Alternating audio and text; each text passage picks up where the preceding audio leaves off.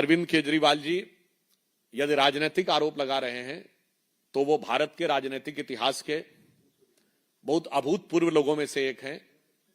हम लोगों ने 1951 में जनसंघ से बने हुए आज हमें 75 साल हो गए। हमने एक भी दिन कांग्रेस से हाथ नहीं मिलाया, उन्होंने 75 दिन में हाथ मिलाया था। फिर वो छोड़िए, वो बच्चों की कसम खाएंगे और करोड़ों के शीश महल में रह के रेनॉल्ट का पेन लगाएंगे और ऐसा लगेगा हंडिया के अंदर से निकाल के शर्ट पहने हुए हैं, और उसके बाद 3-3 करोड़ के पर्दे रहेंगे घर में। वो सारी बातें अपनी जगह हैं, परंतु जहां तक इसकी बात है तो देश की जनता ने, और वो भारत के इतिहास के ऐसे इकलौते नेता रहे हैं जो सर्वोच्च न्यायालय में आरोप लगाने के बाद माफी मांग चुके हैं। क्योंकि आजकल इस विषय के ऊपर बहुत दुष्प्रचार, प्रायोजित दुष्प्रचार, संगठित दुष्प्रचार किया जाता है, कंप्रोमाइज्ड गवर्नमेंट। तो आज हम कांग्रेस पार्टी के द्वारा सर्वकालीन सर्वशक्तिशाली माने जाने वाली प्रधानमंत्री श्रीमती इंदिरा गांधी जी के सरेंडर की दास्तान और कंप्रोमाइज्ड को कंसाइज फॉर्म में आपके सामने रखने का प्रयास करेंगे। श्रीमती इंदिरा गांधी जी के संदर्भ में, चूंकि कांग्रेस ने किताब की शुरुआत की है, तो कांग्रेस को ध्यान रखना चाहिए कि किताब का हिसाब बहुत खराब है उनके हिसाब से। तो किताब का हिसाब किताब उनके लिए बहुत सी चुनौतियां लेके आ रहा है। तो मैं सिर्फ कोट करना चाहूंगा कि पॉल मैगोर की बुक है spying in south Asia, Britain, United states, India and the secret cold war. उसमें वो क्या कहते हैं?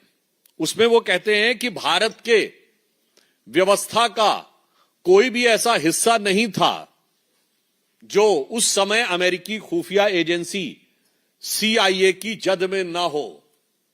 इंदिरा गांधी जी के शासनकाल में वो ये कहते हैं, बहुत गंभीर बात आगे कहते हैं।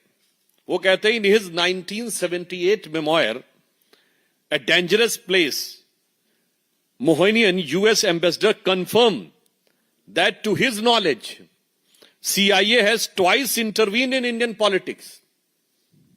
और अब इंटरवीन किस तरीके से किया है? On both the occasions agency has funnelled money to the ruling Congress party. In one instance, the ambassador charged that the CIA money has been passed directly to Mrs. Gandhi in her capacity as the party president. मुझे लगता है कि अब इस compromise को analyse करने में किसी को बहुत समस्या नहीं होनी चाहिए। फिर कहानी सिर्फ इतनी नहीं रुकती है, इसके बाद के ये सब पब्लिक डोमेन में है। ये भी मैं कांग्रेस पार्टी से कहना चाहता हूं। ऐसा नहीं कि हम कोई एक नई चीज खोज के ला रहे हैं, हम सिर्फ जो सामने खड़ी चीज है उस पर से पर्दा उठा रहे हैं। VK Menon retained considerable influence with Indira Gandhi, though Krishna Menon Mrs Gandhi has been so imbued with the ideas which closely fit the Soviet requirements. फिर उसके बाद सोवियत संघ के साथ एफिलिएशन की बात आती है, और उसके उपरांत ये तो CIA का उदाहरण है। अब मित्रोकिन्स आर्काइव में KGB के संदर्भ में अब लिखा हुआ है कि साहब पोलित ब्यूरो की तरफ से 2 मिलियन रुपीस, यानी उस जमाने में 20 लाख रुपए 1976 में कांग्रेस पार्टी को दिए गए, और एक बार पुनः 10 लाख रुपए दिए गए। उस जमाने में 10 लाख 20 लाख रुपए आज से 50 साल पहले बहुत बड़ी रकम हुआ करती थी।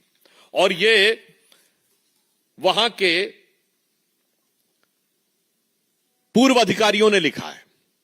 अब आइए साहब, इसके आगे वसेली मित्रोकिन एक अधिकारी था KGB का, जो सोवियत संघ के विघटन के बाद बहुत सारे दस्तावेज वहां से लेकर चला गया, और लंदन में जाके उसने 2006 में KGB के दुनिया भर में ऑपरेशंस के ऊपर किताब लिखी 2 भाग में, Mitrokhin's archive KGB and the world, part 1 and part 2। Part 2 में भारत के बारे में लिखा है। अब उसमें और भी गंभीर बात है। इन इंडिया लिखा हुआ है, in India on Moscow's insistence back in May 1976 that India altered the exchange rate of rouble on the import of Soviet goods from ₹8.33 to ₹10 to the rouble, यानी सीधे केजीबी के प्रभाव में कंप्रोमाइज करके भारत की रुपए की विनिमय दर रूबल के संदर्भ में बढ़ाकर 8.33 से 10 कर दी गई, ताकि सोवियत संघ से अधिकाधिक आयात हो सके और उसकी कीमत भारत के लोगों को चुकानी पड़े। अब उसके उपरांत थी 1977 में कांग्रेस की हार के बाद बाकायदा मॉस्को में बैठक हुई कि भाई इतना सब कुछ करने के बाद भी हम हार कैसे गए। अब उसके बाद भी किसी को नहीं समझ में आता है कि क्या कंप्रोमाइज होता है, तो फिर उनको और बेहतर तरीके से समझना चाहिए। मैं ये भी कह रहा हूं, विकीलीक्स में जो लिखा है मैं नहीं कह रहा हूं ये पूर्णतः सत्य, पर आज तक कांग्रेस ने उसका खंडन नहीं किया है। विकीलीक्स में लिखा हुआ है कि जो न्यूक्लियर टेस्ट पाकिस्तान करने जा रहा था in the decade of early 80s, और इस बारे में एक अमेरिका के जो न्यूक्लियर इन्वेस्टिगेटिव एनालिस्ट हैं रिचर्ड बर्लो, उन्होंने भी अपनी किताब में लिखा कि इन अर्ली 1980s पाकिस्तान के कहूटा रिएक्टर को डिस्ट्रॉय करने के लिए एक प्रस्ताव आया और इजराइल उसमें सहयोग करने को तैयार था, मगर मिसेस गांधी इसके लिए तैयार नहीं हुई। और अगर ऐसा हो जाता तो आज भारत नहीं, उसने लिखा है, विश्व में बहुत सारी समस्याओं का समाधान हो सकता था। तो आज जवाब इस बात पे चाहिए कि आप तैयार क्यों नहीं हुए जब सब सारी चीजें तैयार थीं। इसके अलावा आप सभी को ज्ञात है कि कच्चा थीवू आइलैंड किस ढंग से श्रीलंका को दे दिया गया, और सबसे बड़ा कंप्रोमाइज ये कि 1971 की उस ग्रैंड विक्ट्री को कैसे राजनीति की कूटनीति की मेज पर उस शानदार विजय को पराजय में तब्दील कर दिया गया, जब हमने पाकिस्तान के 93,000 युद्धबंदी वापस किए और अपने 54 वापस नहीं लिए। पाकिस्तान ने हमारा 30,000 स्क्वायर मील का जो इलाका कब्जे में है वो नहीं वापस किया, और आज का जो पाकिस्तान यानी तत्कालीन पश्चिमी पाकिस्तान का 2,500 से 3,000 स्क्वायर किलोमीटर जो हमारे कब्जे में था वो वापस कर दिया गया। मैं पूछना चाहता हूं, 93,000 देके 54 वापस ना लेना, ये कौन सा कंप्रोमाइज था और ये किसके आधार पर किया गया था। और मैं तीसरा भी उदाहरण आप सबको बता देना चाहता हूं, 1974 का पोखरण का परमाणु विस्फोट भारत के अनाउंस करने से पहले रशिया और अमेरिका दोनों ने अनाउंस कर दिया था कि इंडिया हैज कंडक्टेड टेस्ट। यह इस बात का प्रमाण है कि भारत की गोपनीय से गोपनीय जानकारी भारत से पहले उस समय की विदेशी शक्तियों के पास थी, और उस समय इंदिरा जी की सरकार ने बड़े विनम्र स्वर में झुककर कहा था, ना ना, हमने ये हथियार के लिए नहीं किया है, हमने शांतिपूर्ण कार्यों के लिए किया है, इसीलिए भारत पे प्रतिबंध नहीं लगा था। उसकी वजह 1998 में जब 11 मई को दोपहर 3:15 बजे अटल जी ने कहा था, India has conducted a nuclear test in Pokhran range, it was a shock to America and to Russia both. और हमने कहा था, we are the nuclear state, और हमने अपना न्यूक्लियर डॉक्ट्राइन अनाउंस किया था, और इसीलिए हम पर प्रतिबंध भी लगे थे। तो बहुत साफ है कि किसने किस दौरे हुकूमत में कब किस प्रकार से कंप्रोमाइज किया है।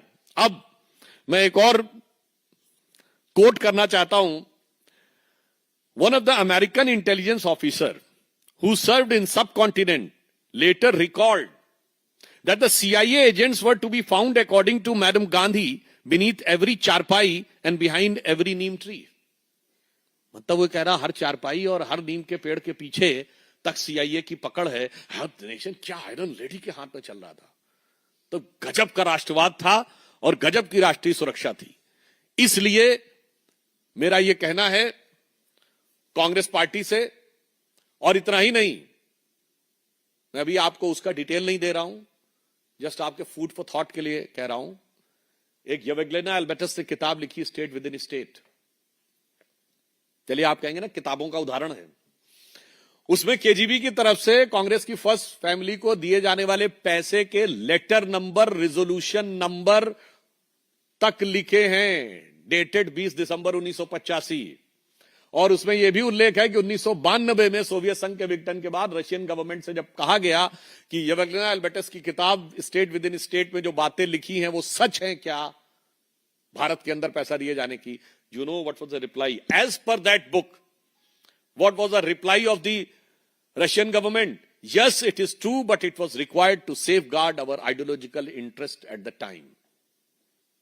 मुझे लगता है कि कांग्रेस पार्टी को और श्री राहुल गांधी जी को ये लेफ्ट हैंड स्पिनर्स जो स्पिन थमा रहे हैं, वो शायद आप लोगों को पता हो कि गुगली बॉल होती है ना, वो जो ऑफ स्पिन बॉल जो लेग स्पिन के एक्शन में फेंकी जाती है, उसका लेफ्ट हैंडर का जो काउंटर होता है वो चाइनामन होती है क्रिकेट में।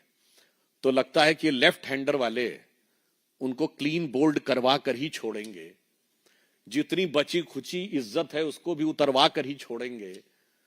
आधा नग्न तो उन्होंने खुद कर दिया था, और बाकी ये जो राहुल जी के एडवाइजर किताबें ला रहे हैं, ये किताबें लाके बची खुची भी इज्जत उतरवा देंगे। तो मैं कांग्रेस पार्टी से सिर्फ ये कहना चाहूंगा कि करोगे याद तो हर बात याद आएगी, गुजरते वक्त की हर किताब निकल आएगी। तो मुझे लगता है आज देश बहुत स्पष्ट रूप से पूछना चाहता है कि विदेशी एजेंसियों से पैसा लेने के सीधी बातें जिन किताबों में लिखी हुई हैं और आपके स्वयं के साथियों ने, ऑफिसर्स ने इस बात को लिखा है, कांग्रेस पार्टी ने आज तक उन किताबों पे कोई उत्तर तो देना छोड़िए, सवाल तक नहीं उठाया है।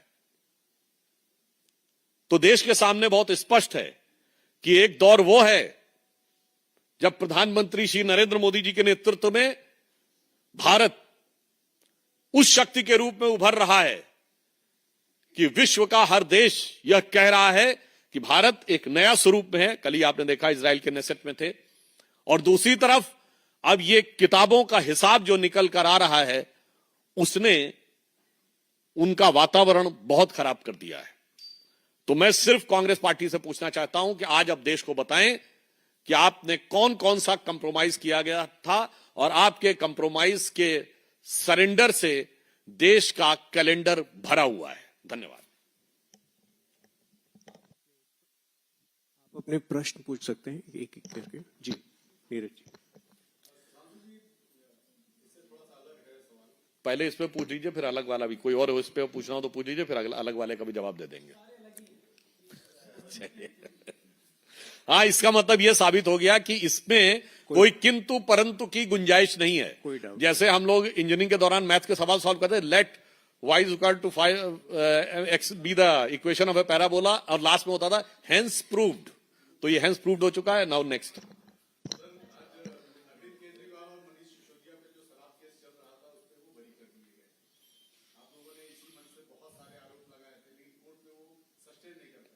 देखिए, निचली अदालत ने सबूतों के अभाव में उनको बरी किया है।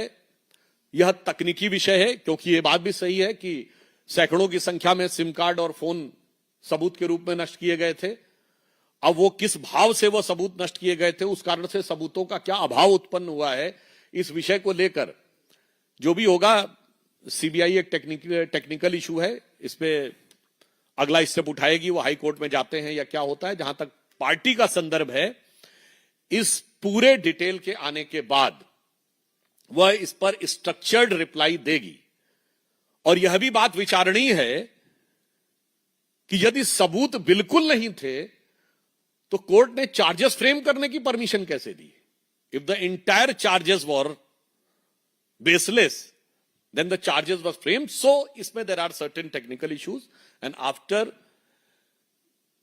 studying the judgment in depth, party will give a structured reply. जी करो जी।